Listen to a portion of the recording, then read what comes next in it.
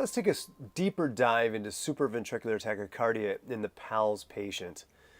Narrow complex tachycardia, called supraventricular tachycardia, or SVT for short, is caused by some sort of stimulus originating above the ventricles, as opposed to the normal stimulus generated by the SA node.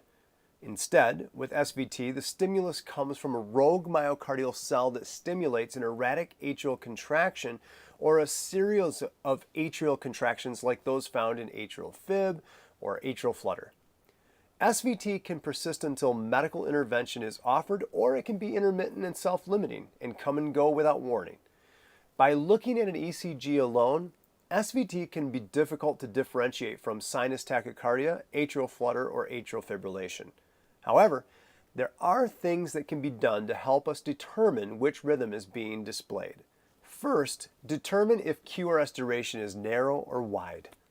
A normal or narrow QRS would be about 0.09 seconds or less for a pediatric patient. It's unusual for SVT to present with a wide complex QRS. Is there a P wave present for each QRS?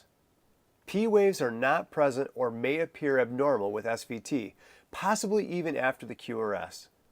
Next, we should determine if the rhythm is regular or irregular, and determine the rate. SVT presents with a heart rate of 220 times per minute or greater in an infant, or 180 times per minute or greater in a child. In our example, the QRS is normal, no P waves are present, and the rhythm is regular, with a rate of 270 beats per minute. From the ECG alone, it would appear that our patient is in SVT. However, the signs and symptoms must be taken into account to properly identify the rhythm correctly and to determine whether or not treatment is necessary.